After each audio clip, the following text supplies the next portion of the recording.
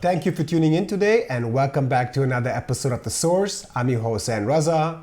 Today I'm happy to welcome physician, activist, and former presidential candidate for the Green Party USA, Jill Stein. I've already had a fundamental and contextual discussion with Jill Stein on the war in Ukraine, so in case you missed that, be sure to click in the link in the description. In this part, we will be focusing solely on recent developments. Jill Stein, welcome back to the show. Great to be with you as always, Zane. Let us begin with the Pentagon Leaks. This week, the FBI arrested a 21-year-old Air Force guardsman who was responsible for one of the most significant US government leaks in recent history. The leaks were reported in the German mainstream media, but the facts that were quite critical of the prevailing narrative around Ukraine were not highlighted sufficiently. Notable leaks included the US government's understanding that Ukraine has little chance of defeating Russia and that the fighting in Donbass region is heading into a stalemate. In addition, the documents reveal NATO's direct involvement in the war. That includes how US intelligence agencies have deeply penetrated the Russian military, obtaining vital information of Russian operational plans. It also exposes how 97 special forces from NATO countries, including from the US, are active inside Ukraine. Another document reveals how the US has been spying on President Zelensky, fearing Ukraine might start striking Russia's territory if Washington provides it with long-range missiles. Can you talk about the significance of these leaks? They are huge. You know, the leaks really confirm that our governments are lying, meaning the governments of the West. They are lying about the war. This is like the Afghanistan papers or the Pentagon papers from the Vietnam War.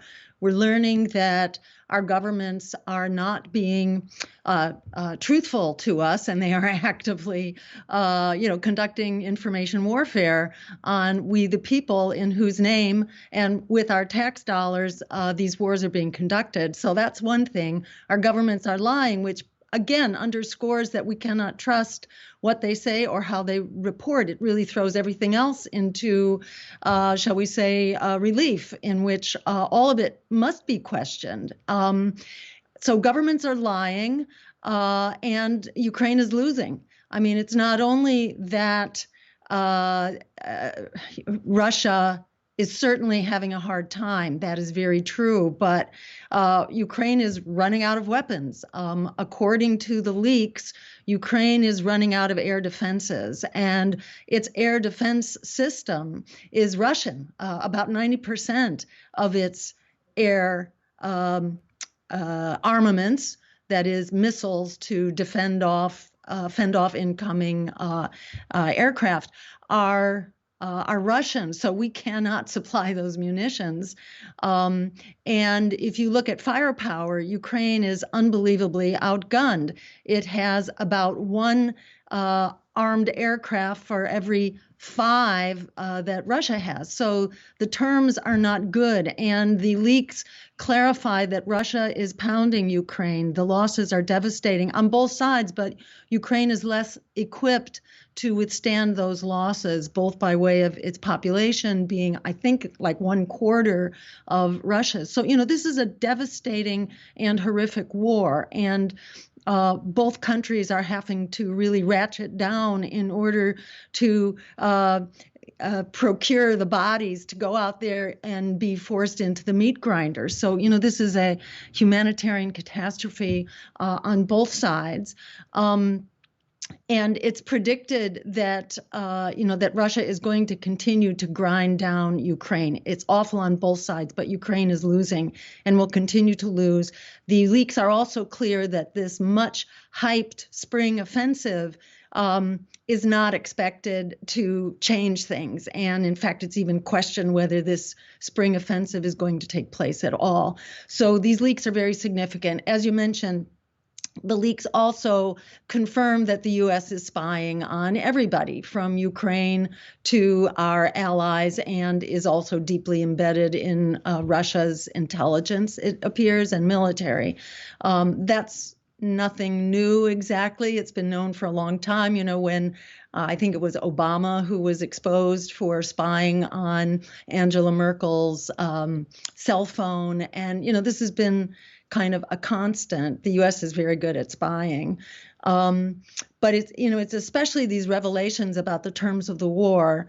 Also, what was exposed was that Ukraine is violating the terms of our agreement, that weapons, the more powerful weapons, were being supplied with the understanding that they would not be used to enter sovereign territory of other countries. But in fact, Ukraine has sent drones not only into Crimea, but also like 300 miles deep into Russia in order to basically bombard a Russian airfield, I believe it was. So this just makes the stakes of the war so much more perilous. The fact also that U.S. and NATO has some 97 troops there on the ground, it's been known for at least a month or two that the U.S. is directly targeting. And in fact, Ukraine apparently cannot send missiles into really anywhere into the Donbass, the eastern provinces. They cannot send their so-called defensive missiles without U.S. intelligence to target them, which is extremely incriminating. And in fact, you may have heard that one of the terms China has outlined for becoming involved in assisting Russia is evidence that the U.S. and NATO are directly involved in incursions into Russian territory, that would be a red line for China. So we are very much, and Ukraine is, we ourselves, because of our involvement, our troops on the ground, their engagement in everything, including specific targeting with armaments that we have supplied, this is meeting China's red line to become involved and to start sending weapons to Russia. So we could see the terms of this change very quickly. And in many ways, this is like pre-World War I, before the assassination of the Duke, that triggered everybody becoming involved in what was really a local conflict. Suddenly it was a global conflagration. And we are at the brink of that. The difference this time being that it will be nuclear. And the closer we get, the more escalation that occurs, the more perilous it is that nuclear weapons will begin to be used. And the nuclear weapons that are I think, deceptively called tactical. What are they? These are weapons that are the size of the Hiroshima and Nagasaki bombs and even larger. They may be smaller, but they also may be much larger. So just because they're being called tactical doesn't mean they're any less dangerous. And that really provides for a very slippery slope. Once you've entered the nuclear realm at all, then the escalation begins up the nuclear ladder, and that could happen very quickly.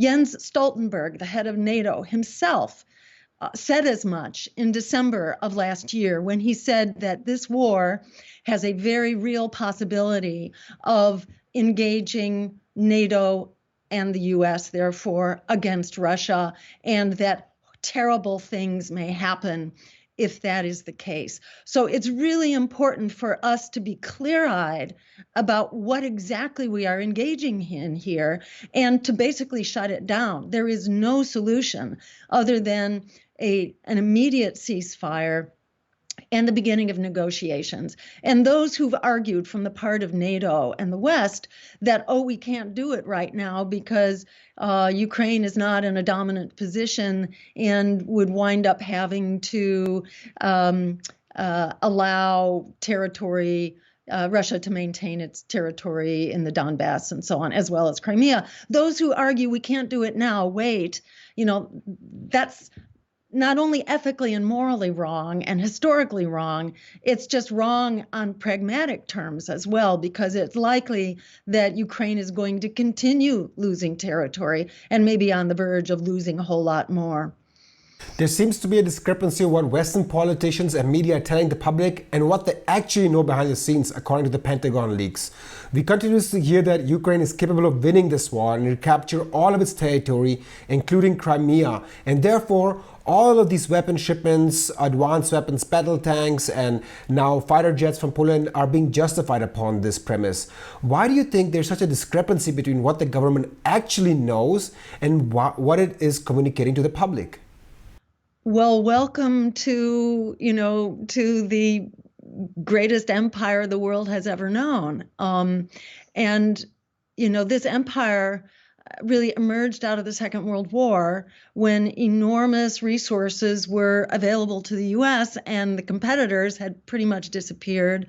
The developing world was not yet sufficiently developed by any means. And the US, at the time that the Soviet Union broke up in 1989 approximately, shortly thereafter, the US military issued its formal policy. And at that time, it was published in the New York Times, or at least excerpts of it were, in 1992, declaring essentially what has now become known as full spectrum dominance, which is the formal official military policy of the United States.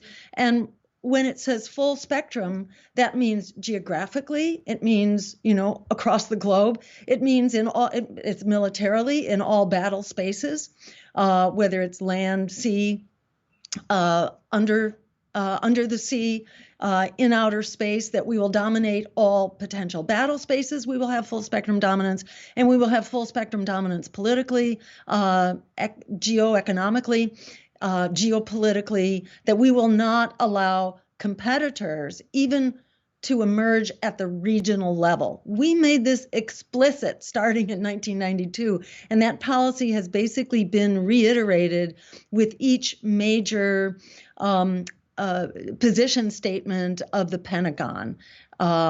Again, in the year 2000, where it issued the Vision 2020 statement, which basically said the same thing. And again, in 2017, when it issued its something at risk, or at our, I believe it's called At Our Own Peril. And the point there was that great powers are emerging. We must not allow them to emerge. We're in a new era of great power contests. And, indeed, this is taking place. U.S. hegemony is on the way out, very much, at its own making, because people are waking up right now to the fact that the emperor has no clothes in this vast global empire. The emperor has no clothes as far as the rest of the world is concerned. Now, Europe hasn't woken up to this yet. I think just by virtue of habit, there's a very close relationship, and the U.S. is insisting on meeting the military and defense needs for Europe, kind of keeping Europe in a forever, childhood dependency on the U.S. if the U.S. had its way, and trying to ensure that Europe cannot procure its critical resources like fossil fuels from other places, which is why I think we can be pretty sure the U.S. destroyed the Nord Stream pipeline. So the U.S. has an enormous conflict of interest in keeping the rest of the world down. We're in a very advantageous position right now, comparing, basically commanding resources and being able to give marching orders to the rest of the world. Of course, U.S. capitalists would like to keep it that way, but that's not to the benefit of the rest of the world. The rest of the world is waking up. It's the Rubicon has been crossed, and I think there's no going back.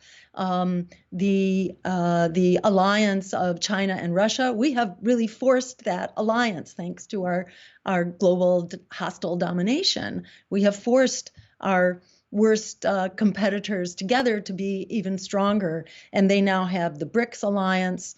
I believe that's the Shanghai alliance. There are various other alliances of everybody else. They have the numbers.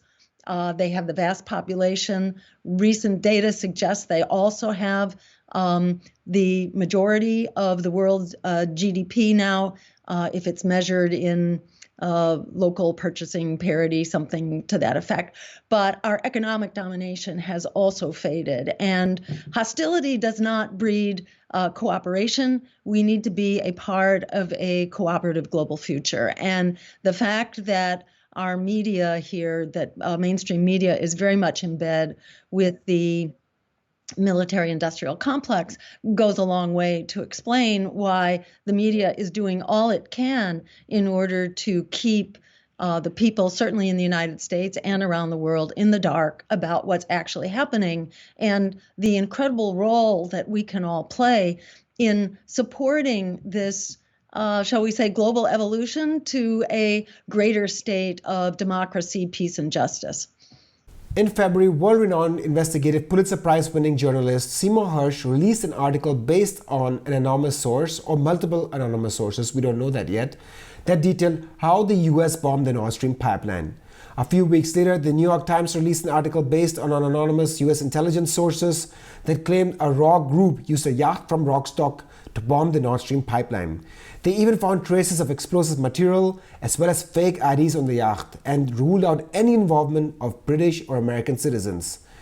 Following the New York Times article, German media led by the site Der Spiegel conducted their own investigations. They came to the same conclusion that the perpetrators may be a rogue pro-Ukrainian group that is not affiliated with the Ukrainian government or some Russian anti-Putin group. There's even talk about this by senior officials in Germany that it may possibly be a false flag operation that is intended to blame Ukraine with the intention to damage its relations with the West. How do you evaluate the story of Seymour Hersh versus the story of the mainstream media? Which one do you find to be credible? Well, let's start with the mainstream media story because it doesn't pass the laugh test on many counts. In fact, it's actually really surprising that such a far-fetched and ludicrous proposal made it past whoever is supposed to be conducting their information warfare. I mean, because it's just not credible at all. The idea that a 50-foot sailboat could go out with a dive crew of 5 or 6 and they could conduct this extremely dangerous deep diving operation that would require enormous technical expertise and support. It's very, it's just not credible that anyone other than the world's most trained military divers would be able to do that. And, that's what Seymour Hersh is talking about. But also the idea that you could do this from a sailboat. Sorry, I don't know if you've ever been on a sailboat, but you can't really launch divers from a sailboat, especially divers that are going to be carrying hundreds of pounds of unbelievably dangerous explosives. This C4, that can't be launched from a sailboat. You have to have really an extensive diving platform that cannot be done from a sailboat, where usually, there's no platform at all. You either have to climb down or jump in, and so that's just not going to happen. And sailboats would have a really hard time anchoring at that depth of 260 feet. You would need almost a half a mile of anchor line, coiled up in this 50-foot sailboat, which is going to be really heavy and take up a huge amount of space. And then you'd also have to bring loads of extra diving tanks because of the time that it takes to adjust to the changes in pressure, which would likely be many hours. So you'd have this sailboat that's sailing around. How are the divers even going to find it? And it's just, it's crazy. It's laughable. So on those counts alone, it's just not, it's not a believable story. And it's no surprise that the media is now trying to back off of that story. Western media is trying to say, oh, maybe that story, this is the latest I heard, that the hypothesis that story is just a decoy, or that boat was just a decoy, because they've sort of, I think, been shamed into realizing that this is an absolutely ludicrous proposition. Seymour Hersh's explanation that this was, essentially a boat, I think, whether it was Norwegian, I believe it was a Norwegian, very large boat that had been outfitted with a whatever it's called, a barometric chamber or something that would allow divers to come up and then repressurize, and that would have adequate room and support for all the high-tech stuff, and that this was done during NATO exercises so that it wouldn't raise suspicions with this boat being off of Bornholm Island in the area that needed the to which they were going to attach the explosives. So, that story, Seymour Hersh's story, which was given to him by a source or sources who were directly involved and knowledgeable kind of explains everything at a level of great detail. One of the other real red flags here that the West is lying is the fact that they refuse to acknowledge or investigate this story, and that the vote was clearly manipulated in the United Nations, where Russia had proposed that there be an independent investigation, truly independent. And the vote was, I think it was Russia and China and Brazil, I believe, that supported it. This was on the Security Council, and I believe 12 nations abstained. Now, why would you abstain from an investigation? And the official line was, oh, well, Germany and Sweden and I think the Netherlands, if I'm not mistaken, that there were 3 ongoing investigations, but they're secret. They're secret. Even the people in their own countries can't know what's going on in those investigations. So, I'm sorry, but this is very funny, and it's ludicrous and shameful. And again, it exemplifies why, the fact that our government is lying to us, as we saw clearly in the gamer leaks. Let us move to another development. Germany recently approved a Polish request to send Ukraine 5 MiG-29 jets. The approval from Berlin comes just hours upon receiving the application.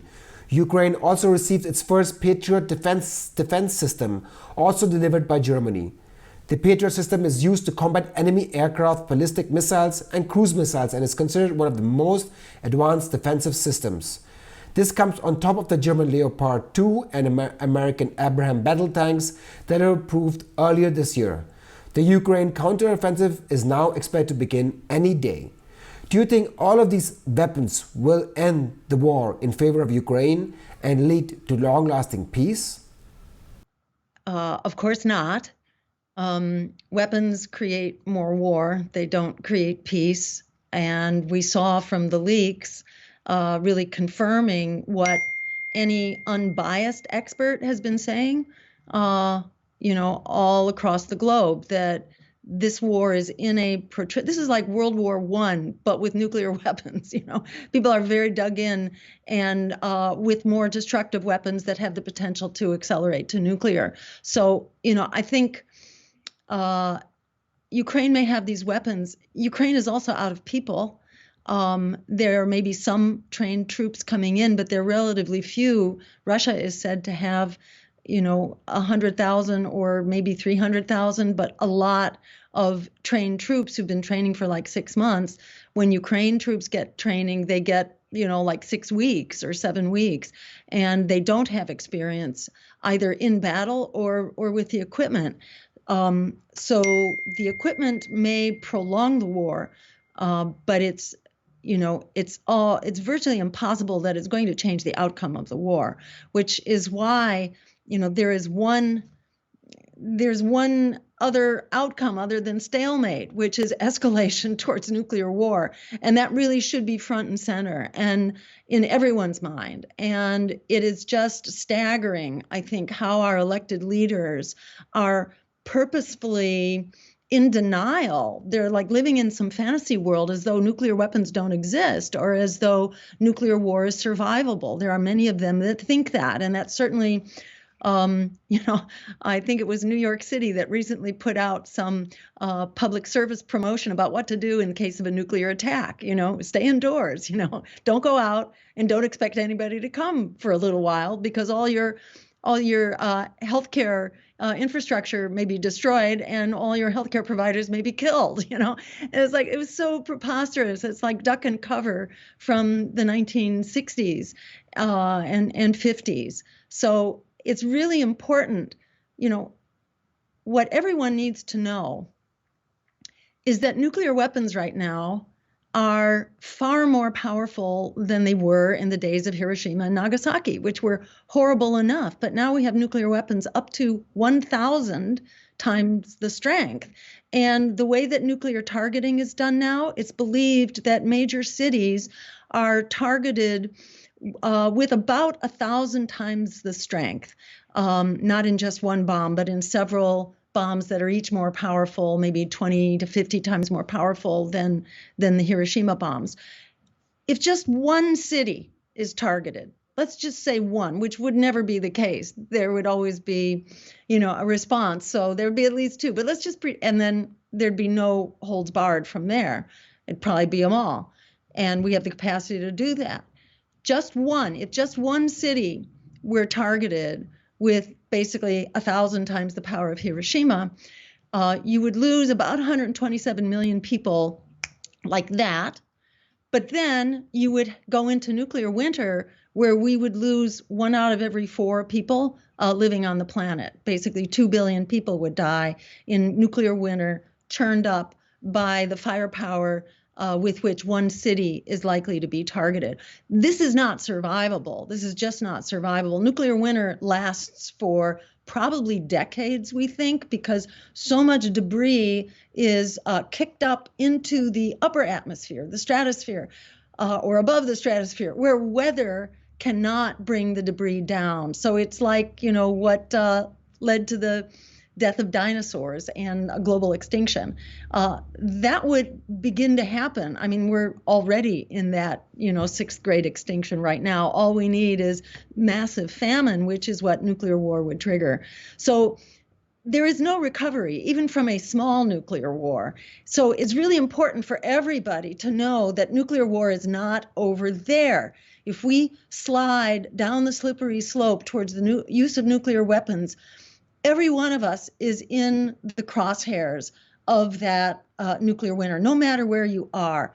Everybody needs to recognize that we all have skin in this game. We all need to stand up right now, as we have done many times before, because when we do it together, there will be no stopping us. And, we can ensure that this war gets shut down with a ceasefire, a truce, and the beginnings of negotiation towards an agreement.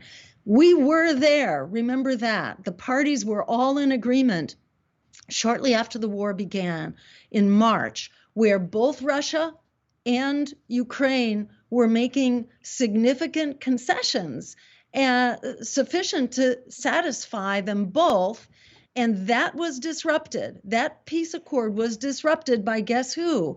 The U.S. Together with the U.K. said no doing. More recently, when Zelensky indicated that he was very interested in talking with Xi Jinping about his peace proposal, what did the U.S. do? They came out and said, no way. We respect Ukraine's sovereignty, except when Ukraine wants peace. Then we don't respect Ukraine's sovereignty. So enough bullshit. Let's just stop putting ourselves at the nuclear brink right now. We all have skin in this game. This game is solvable. It's winnable with a win-win for us all if we make it happen.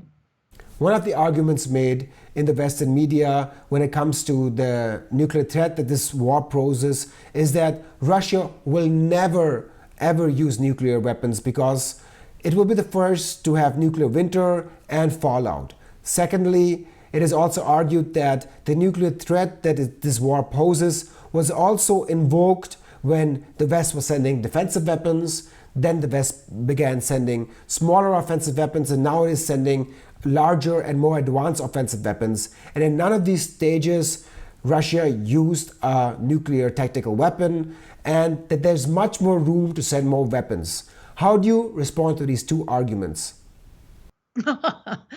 Well, nuclear winter is global. So it's when the debris goes up into the atmosphere and it's propelled up with a force of about 600 miles per hour. There's like literally an upward tornado.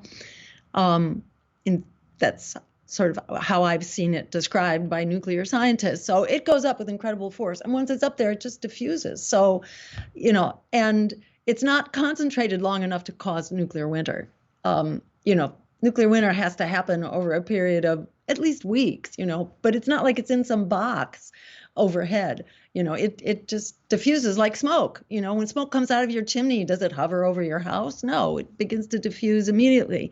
So that's just ridiculous. And it's just shocking that anyone in a position of so much power and influence is incredibly cavalier.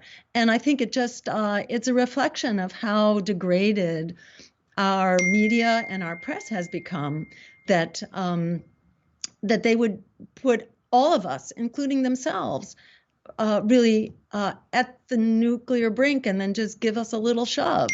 It's just unbelievable.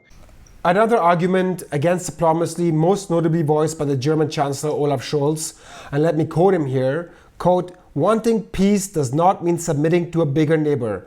If Ukraine stops defending itself, it will not mean peace, but the end of Ukraine," unquote. How would you respond to this line of thought? So there are a couple points. One is that this is why you need a peace agreement. This is why you need a treaty. This is why the United States needs to be involved as a guarantor, as well as the EU.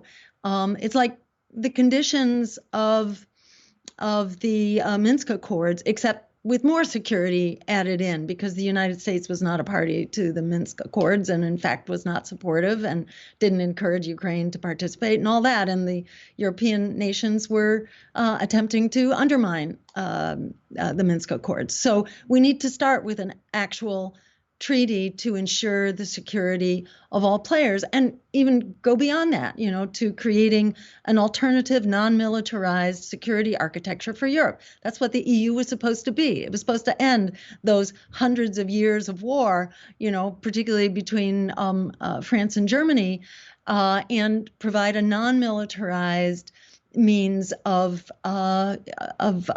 economic and political interaction. So we need that. We need that now, and it should include Russia as well. So that's one part. Number two is that this boogeyman of the latest Hitler. I mean, that's been invoked every time NATO and the U.S. arms industry wanted a war. It was always because someone's been characterized as the latest Hitler. And the Soviet Union is not the same as Russia. Russia has been involved in some border skirmishes, but it is not a Soviet Union, and it cannot afford to be a Soviet Union. It can hardly pay the pensions that it already has responsibility for.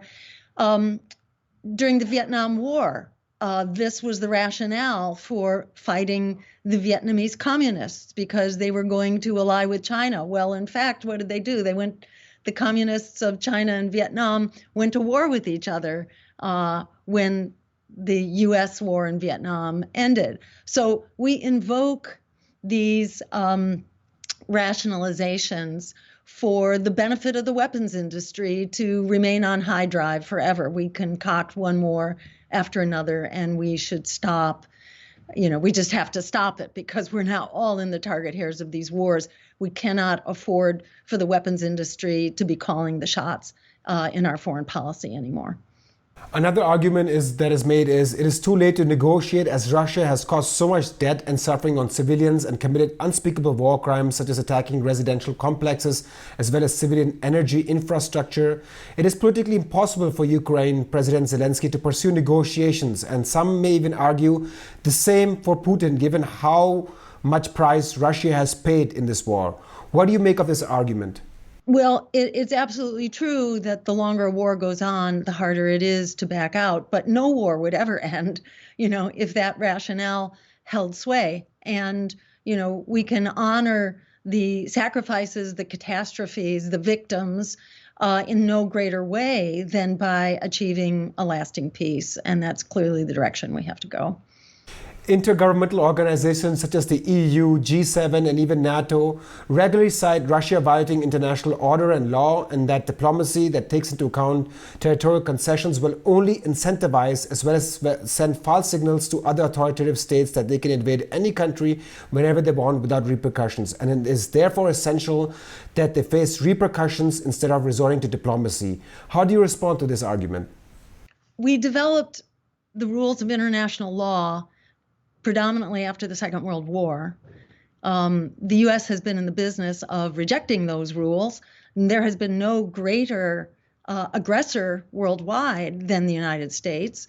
We've conducted regime changes in about 68 different countries. We have interfered in the elections of over 80 countries, according to a database at Carnegie Mellon University and a professor there named Dov Levin. We have, according to the Congressional Research Service, we have sent our military into incursions over 250 times just in the last 30 years. So yes, we absolutely do need international law and the effort to substitute a rules-based order where the rules are not written down. The rules are just kind of called spontaneously by the United States. This is laughable again. And that is the problem. We exemplify, the US empire exemplifies exactly the problem that's being described here. And this is why we need an improved United Nations. We need an international law which is actually fair and consistent and not controlled by a handful of countries who happen to be the power holders at the end of the Second World War. On the Security Council, you have the permanent members and a few others who rotate in, but this is not acceptable. We need a more democratic global order. And as the United States and its allies begin to lose their stranglehold on world power, we ought to be thinking about what comes next and whether the torch will pass and power will pass to some body governed by laws. Are we going to be a world of governed by the rule of law or by the law of the jungle? It's going to be one or the other, and we're going to be in the target hairs of this next world order. So we should be using the influence that we still have to support actual international law and reforms within the United Nations to enable that to happen. I want to talk about the demonstration Rage Against the War Machine that happened in February. A similar demonstration happened here in Germany, organized by the leftist politician Sarah Wagenknecht, which was attended by estimates vary from 30 to 50,000 people. How was the falling out reaction on the demonstration that took place? As far as I know, a lot of people from left-wing, right-wing, libertarian, socialist, the Green Party, and a lot of people from different backgrounds were involved. Could you talk about how the political system reacted to this demonstration and what sort of problems that you guys were faced with? The political system and the media largely ignored it altogether. There was a follow-up demonstration of about the same size that was more the lefty groups and a lot of grassroots groups, which had a very similar agenda, except that there was also a very concerted agenda in support of human needs and to stop the theft of our resources by the military-industrial complex. And, it had more of an anti-corporate theme to it and more of a climate protection theme to it as well. And indeed, these problems really are very connected. They are joined at the hip, as Martin Luther King said. He named that connection as the triple evil of militarism, racism, and extreme materialism, of which the climate crisis is really one product. So it was taking place more in that theme, and so it tended to bring in more people from the left and low income and oppressed groups.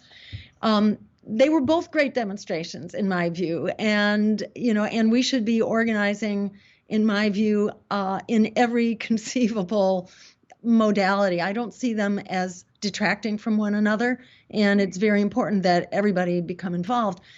The powers that be mostly just ignored it because I think they didn't have anything to say in response. They continued to mostly censor and to shadow ban.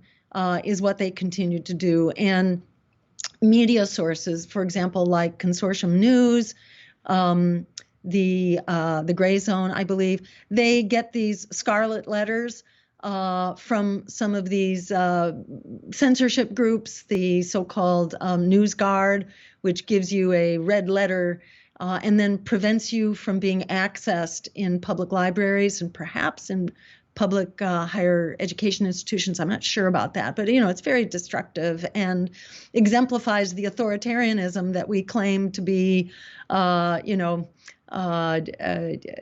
opposing globally. We, the U.S., that is, claim to be opposing. We badly need a freedom of the press in order to be a democracy, in order to hold power accountable and fight this war. So I think that's where the fight is. It's against censorship. But I do think that things are getting increasingly discussed, and they try to suppress any discussion of the Nordstream pipeline and things like that are very undermining of the U.S. Mythology about the nature of this war. So, the truth will have out. It is having out. I think conversations are growing. People are paying an unbearable price for this war, which costs us here in the U.S. The war machine itself takes up over 50% of our discretionary budget. And if you add in the war at home, that is our oppressive prison system and Homeland Security and the likes, it's 2/3 of our budget. Meanwhile, some 15 million people are losing their health care as the COVID emergency healthcare access is curtailed. Millions of children have been forced back into poverty as the temporary extension of the child tax rebate has been curtailed. Millions of people are facing eviction. Things continue to grind down on the American public. I'm not sure how it is in Germany, but just about 1 out of every 2 Americans is either in poverty or near poverty. And the kinds of social supports and safety nets that used to be there are no longer. And, we are, crushing inequality is becoming more crushing by the day. People are not going to stand for it. There's a lot of organizing going on right now among some of the breakaway labor unions that are not held hostage by the Democratic Party the way that they have been traditionally here. So there's a lot happening. If you look at public opinion surveys right now, people are breaking away from the political establishment, which is reviled along with corporate media. They are reviled if you look at public opinion surveys. So there is a rebellion here in full swing, and rebellion against the military stranglehold on our survival and our well-being is a part of this rebellion, and it's only going to grow. There's no other direction for it to go. To another question regarding the demonstration, for example, in Germany, the peace movement is not uniting to go stop the weapon shipments or escalation in the war in Ukraine. They're usually divided amongst the lines of cultural issues, whether it's abortion, transgender, etc., or on issues of economic ideology, socialism, or capitalism. However, this demonstration that you took part in, people from all sorts of spectrums with different opinions took part. How do you view this? Is the war in Ukraine so important that one should put aside the economic, ideological, neoliberalism, socialism, put that aside, and cultural issues to fight for something bigger?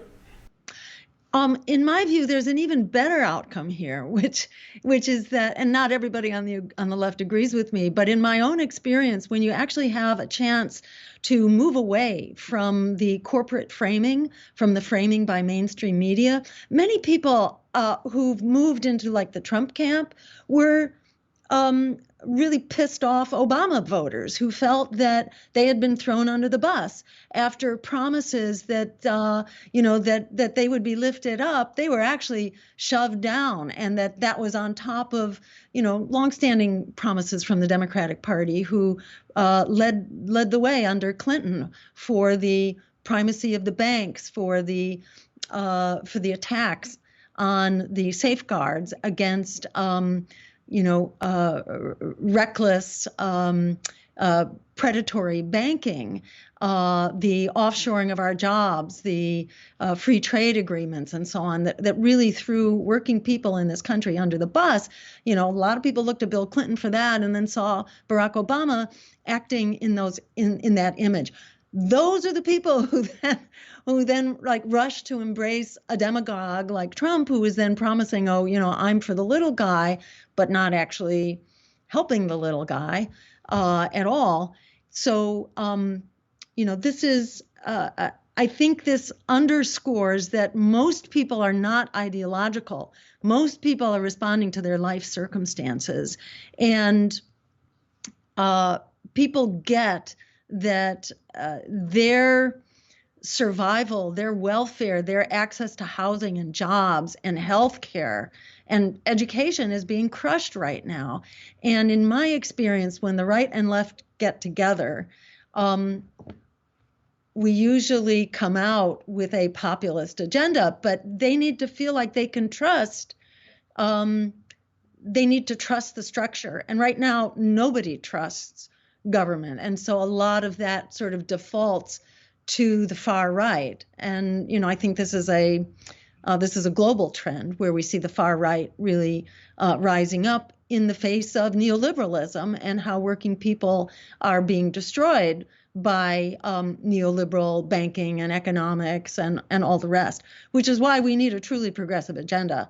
I don't see it so much as a matter of right-left as a matter of corporate and predatory versus actually populist in the sense of supporting everyday people. So when we get together to have this conversation about the war, we can begin to build trust around a broader agenda. And in the first election, presidential election that I ran in 2012, we were actually supported by many in libertarians on the traditional right. And in fact, in a debate that was hosted by the libertarians, where there was a libertarian candidate and myself, I was voted the winner over the libertarian by the libertarians, which to me really underscores that people want to be respected and engaged. And when you go there, everything becomes possible.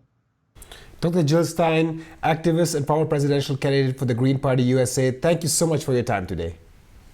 Thank you, Zane. Great talking, as always. And thank you for tuning in today. Don't forget to subscribe to our alternative channels on Rumble and Telegram. YouTube, which is owned by Google, can censor or shadow ban us at any time. So if you want to make sure that you receive our information in the future, be sure to join us on these alternative channels on Rumble and Telegram. And if you're watching this video and also our past videos, please take into consideration that there's an entire team working behind the scenes, from providing camera, light, audio, in the case of our German videos, translating, voiceover, correction. So if you want us to continue providing you with independent and non-profit news and analysis, be sure to donate via bank account, PayPal, or Better Place. I'm your host, Zane Raza. See you guys next time.